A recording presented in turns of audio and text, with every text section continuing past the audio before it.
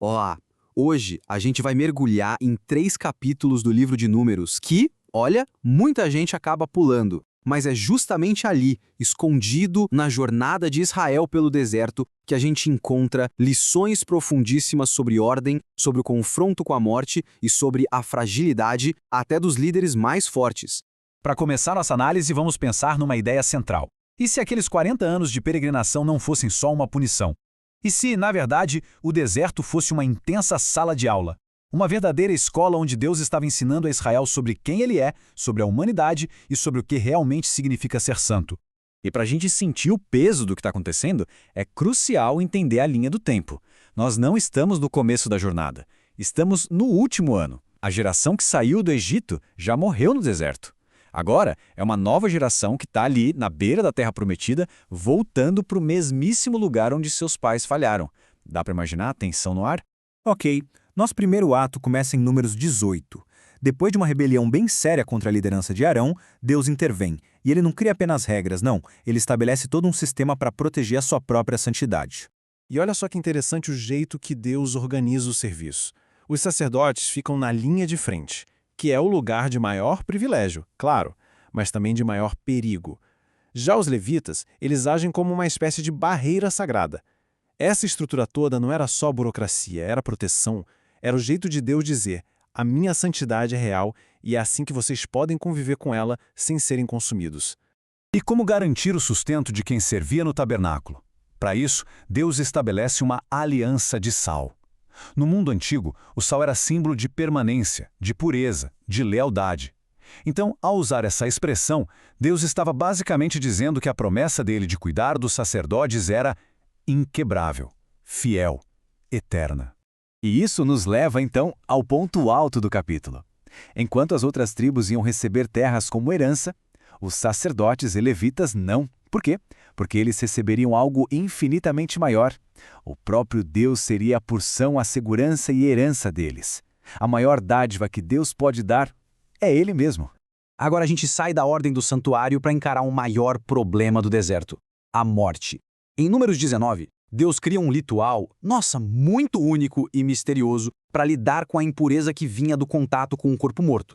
O ritual é fascinante. Sério. Uma novilha vermelha, que era um animal raríssimo, era sacrificada fora do acampamento, longe da presença de Deus, e as cinzas dela se tornavam a base para uma água que podia purificar qualquer um que tocasse na morte. Uma realidade que era constante por ali.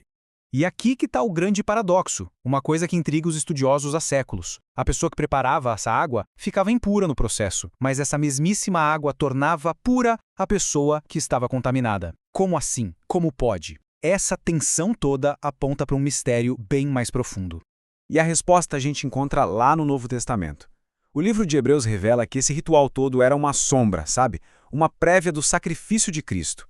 Assim como a novilha, ele era sem pecado e sofreu fora das portas da cidade. E se as cinzas purificavam o corpo por fora, o sangue de Cristo purifica o que realmente importa, a nossa consciência, por dentro. E isso nos leva direto para o nosso ato final, o clímax dramático de Números 20. É aqui, depois de quase 40 anos, que a pressão do deserto finalmente consegue quebrar até mesmo o maior líder de Israel. O capítulo já começa com uma sequência de perdas. Miriam morre. Logo depois, a água acaba e a nova geração reclama, exatamente como a antiga. Edom, que era um povo parente, age com hostilidade. E para fechar, Arão, o irmão de Moisés, também morre. O palco está todo montado para um momento de crise extrema. E no meio disso tudo, Deus dá uma ordem bem simples para Moisés. Fale a rocha, e ela vai dar água. Mas Moisés, exausto, com raiva do povo, faz algo diferente. Ele não fala, ele fere a rocha. 2 vezes. Parece uma mudança pequena, né? Mas as consequências foram gigantescas.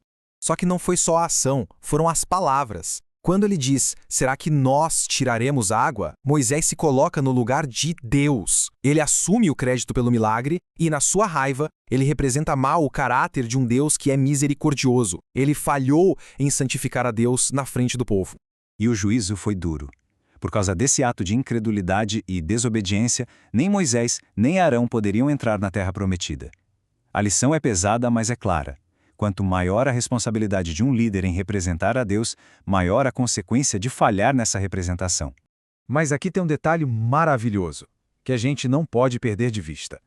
Apesar da rebelião do povo e apesar da falha do líder, a água jorrou. E jorrou abundantemente da rocha. A fidelidade e a graça de Deus não falharam. A provisão dele superou a falha humana.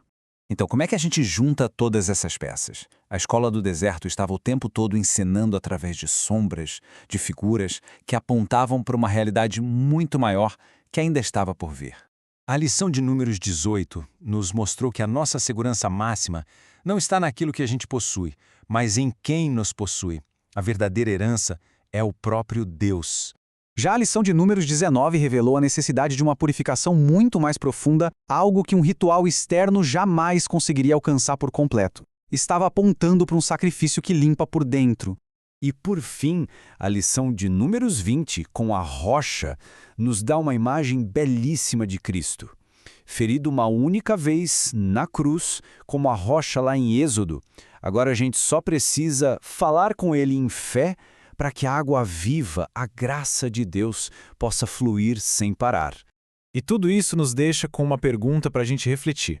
Se o deserto de Israel foi uma grande sala de aula, o que será que Deus pode estar ensinando bem no meio das dificuldades, das perdas e até das nossas próprias falhas nos desertos das nossas vidas? A resposta, como a gente viu, parece que sempre aponta para a suficiência dele.